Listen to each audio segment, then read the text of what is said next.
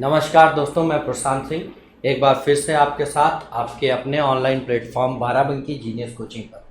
तो दोस्तों, जैसा कि आप लोगों ने देखा होगा कि प्रैक्टिस सेट नंबर 95 का पार्ट 1 मैंने आधा पार्ट कराया था।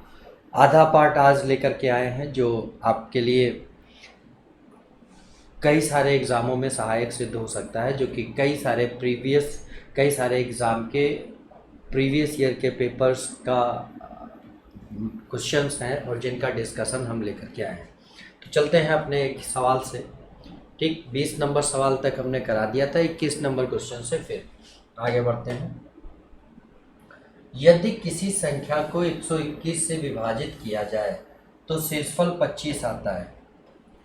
फिर कह रहा है यदि उसी संख्या को 11 से विभाजित किया जाए तो देखो भाई, सबसे पहले ये 121 का एक गुणनखंड है 11।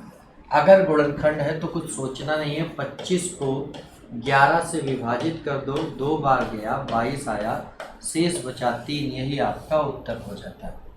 ठीक है, ये आपका उत्तर हो गया। अगला क्वेश्चन देखते हैं। ये आपका लॉगरिदम है, इसका कोई मतलब नहीं है। इस क्वेश्चन को देखते हैं। ठीक है, जैसे इसने कहा कि 67 की पावर 67 प्लस 67, इसको डिवाइड करना है 68 से। तो इसको तो ऐसे रखो, इसको हम लोग क्या करें, इसके फॉर्म में ब्रेक करें। तो इसको हम लिख सकते हैं 61 माइनस 1 की पावर 67 प्लस 67। अब अगर इसको हम ओपन करेंगे तो -1 की पावर 67 आएगा। इसके बहुत सारे रूल्स हैं, इसको बाइनोमियल थ्योरम से वो करेंगे। ठीक है, तो थ्योरम लगाएंगे, उससे भी हो सकता है, डायरेक्ट कर लेते हैं। ये आपका बचेगा -1 की पावर 67 प्लस 67। ठीक है, अब -1 की पावर बच करेंगे तो -1 आएगा, प्लस 67 आएगा, तो ये बचा 66। अब 66 को भाग लगाना है 68 से। भाग लगाओ चाहे न लगाओ, यही शेषफल बच जाएगा। ठीक है, दूसरा कोई शेष नहीं आने वाला। चलिए अगले सवाल पर। अब कह रहा है ये अनुक्रम की अगली संख्या क्या होगी। तो देखो 3 प्लस 2 5। ठीक, 0 प्लस 3 3 होता है और 5 जोड़ा इसमें। ठीक है, तो 8 हुआ, प्लस 7 जोड़ा इसमें तो 15 हुआ, प्लस 9 जोड़ा इसमें तो आपका कितना हुआ 24, प्लस 11 जोड़ेंगे तो 35, और 35 में प्लस क्या जोड़ना होगा 13 जोड़ेंगे तो आपका 48। यानी अगली संख्या, यानी पहले 3 जोड़ा और उसके बाद 2 बढ़ते हुए चला गया एक क्रम। ठीक है, तो इसी क्रम में हम लोगों ने आगे कर लिया।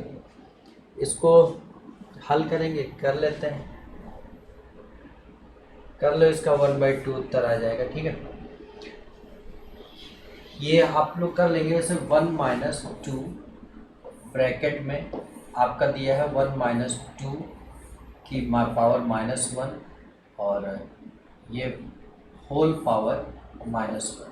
ठीक है, देखिए पावर -1 का मतलब अपॉन में, तो ये -1, ये 1 - 2 इंटू -1/1 की पावर, या ऐसे लिख लो सीधे, ये 1 - 2 की पावर -1 है, तो आप सीधे सीधे लिख लो 1/1 माइनस कर लीजिए।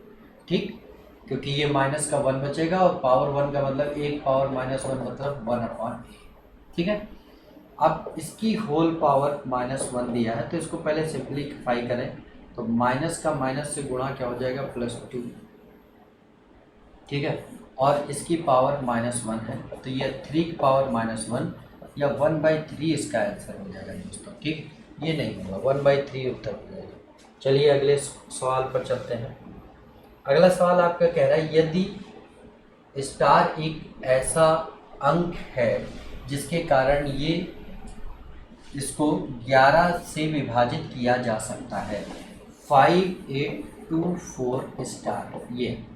ठीक है, तो हमको क्या करना है, यहाँ से चल के 11 का डिविजिबिलिटी चेक करें। 5 + 2 + स्टार। ठीक, इनका जो सम आएगा और फिर जो रेस्ट बचे 8 और 4 12, ये इनका डिफरेंस या तो 0 हो या 11 का गुणज हो।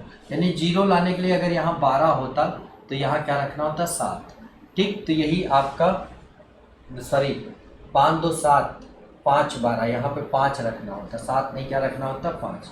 ठीक, 5 रखते तो ये 12 आ जाता है, यानी कि आपका उत्तर 5 हो जाएगा। ठीक है, किसी पूर्णांक के वर्ग को यदि उसके घन से घटाया जाए, कोई पूर्णांक ले लो भाई, मान लो ए ले लिया है, उसके घन से उसके वर्ग को घटा दो तो बराबर 48 आता है। यहाँ ए स्क्वायर कॉमन ले लो तो a - 1 बराबर 48, मतलब कि 48 के ऐसे दो गुणनखंड करना है जिनका डिफरेंस मतलब एक वर्ग हो और उस ऐसी संख्या का वर्ग जिससे एक छोटी संख्या हो। ठीक है, हल करने भी कर सकते हैं। ठीक है, और इसको हम लोग क्या करेंगे, हल ना करके इसको फैक्टर कर लेते हैं। तो फैक्टर करेंगे, इसको क्या होगा 16 और 3 कर सकते हैं। 16 देखिए क्या है, 4 का स्क्वायर है, और इससे मतलब ए स्क्वायर, ए की वैल्यू हमने ये मानी, तो a - 1 दूसरी संख्या यानी कि 3, इससे एक कम 3 होनी चाहिए है, तो ये 16 3 48, तो इसमें आपका a की वैल्यू क्या आ जाएगी 4।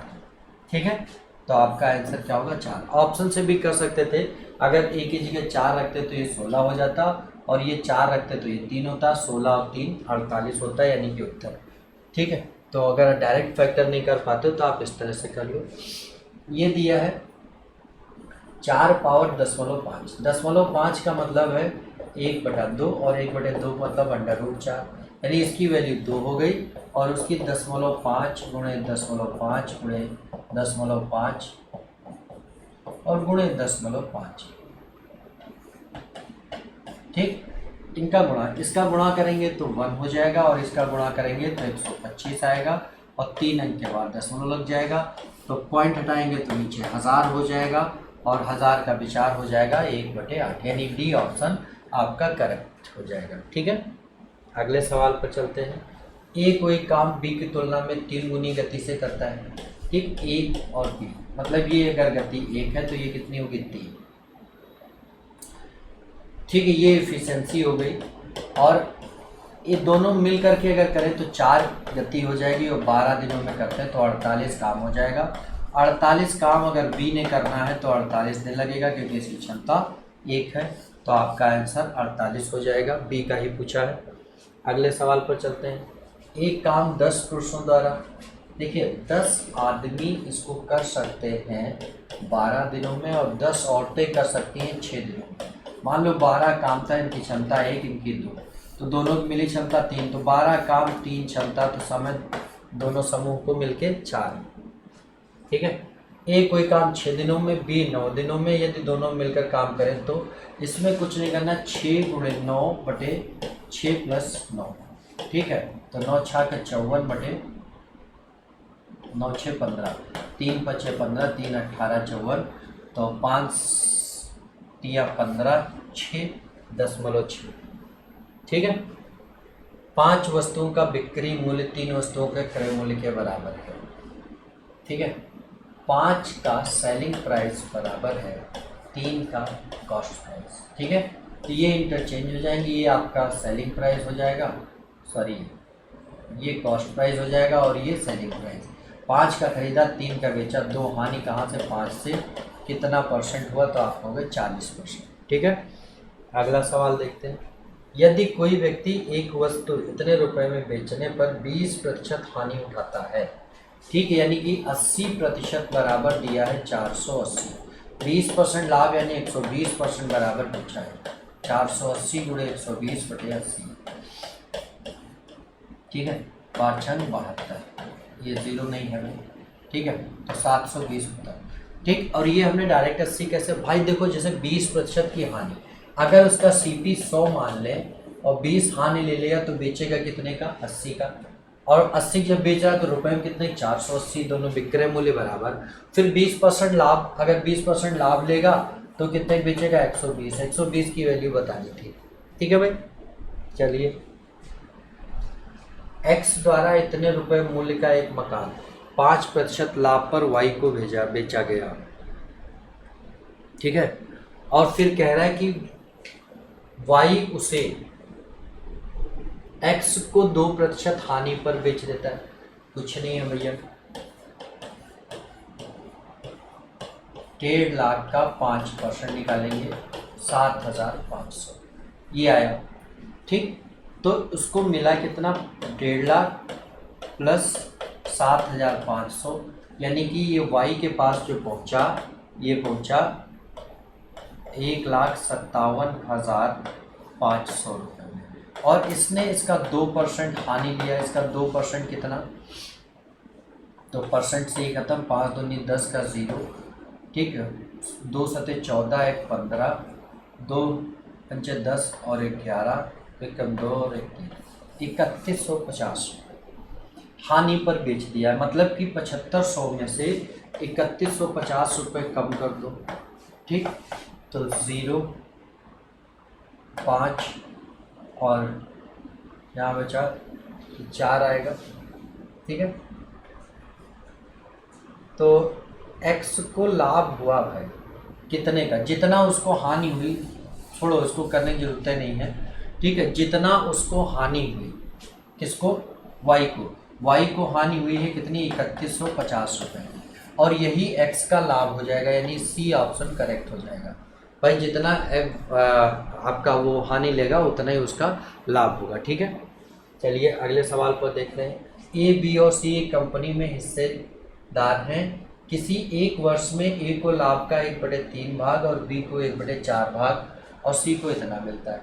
ठीक, तो एक ऐसा लाभ मान लो जिसका 1/3 निकाल सको। 1/3 कितना हो जाएगा, ए को मान ले 12 लाभ था, इसका 1/3 कितना हो जाएगा, 4। ए को, बी को मिला कितना, 12 का 1/4 यानी कि 3। ठीक, तो सी को कितना मिला होगा, 12 टोटल था, जिसमें से 3 और 4 निकल गया, 7 निकल गया, बचा कितना, 5, इसी का हो गया। ठीक है, 5 बराबर आपको दिए हैं 5000। ठीक है, तो फलस्वरूप ए को कितना मिला, 5 बराबर 5000, तो 4 बराबर 4000 आपका उत्तर हो जाएगा। ठीक है भाई, चलते हैं अगले सवाल पर, देखते हैं अगला सवाल क्या हो सकता है। एक पुस्तक विक्रेता ने 200 पाठ्य पुस्तक 1200 रुपये में खरीदी। उन्हें ऐसे लाभ पर बेचना चाहता है कि उसे 20 पुस्तकें मिल जाए, तो उसे पुस्तकों को कितने प्रतिशत लाभ पर बेचना है। कुछ नहीं भाई, ये कह रहा है कि 200 पुस्तकें बेचने पर और 200 पुस्तकें खरीदने पर सीधा। ठीक, 200 पुस्तकें खरीद करके बेचा, और जब बेचा है तो उसे लाभ हुआ है 20 पुस्तकों के क्रय मूल्य, 20 पुस्तकें मिल जाए, मतलब कि 20 का सीपी मिल जाए।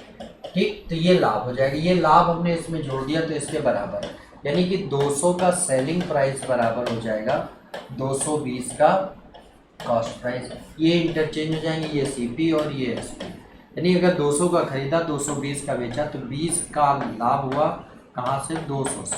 ठीक, रुपए की इसमें कोई ज़रूरत नहीं थी, 10% का लाभ हो जाएगा। ठीक है, अगला सवाल देखते हैं। 2 गोलों के आयतन का अनुपात 8:27 है। तुरंत इनका क्यूब रूट निकाल दो, तो 2:3 आ जाएगा इनकी त्रिज्या का अनुपात।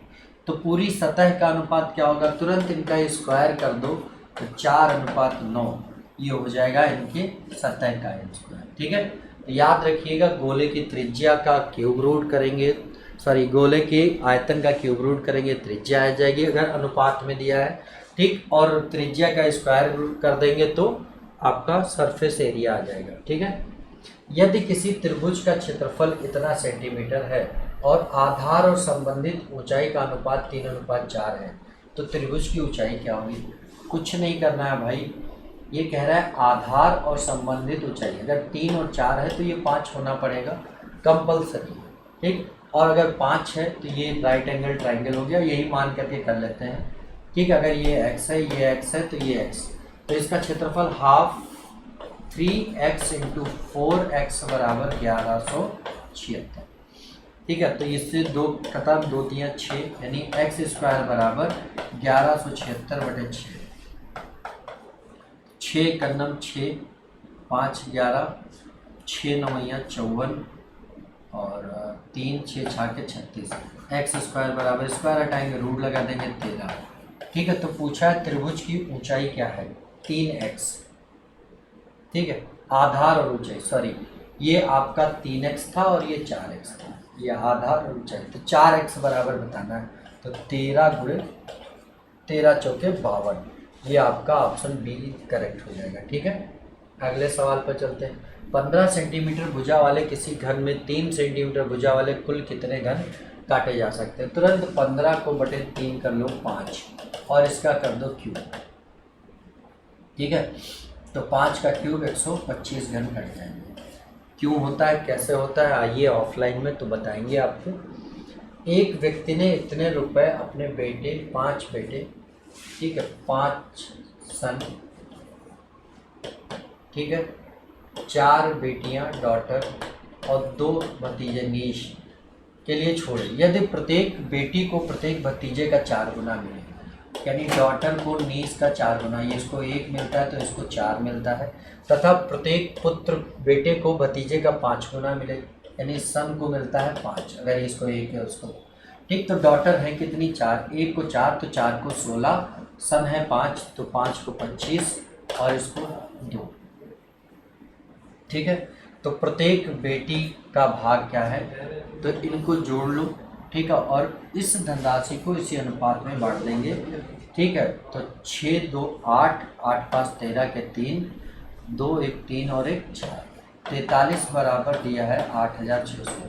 तो 1 बराबर क्या हो जाएगा 200, 1 बराबर 200, तो प्रत्येक क्या है, प्रत्येक बेटी को यानी 4 बराबर, ठीक है, 4 दूनी 800 रुपये, ये आपका उत्तर हो जाएगा।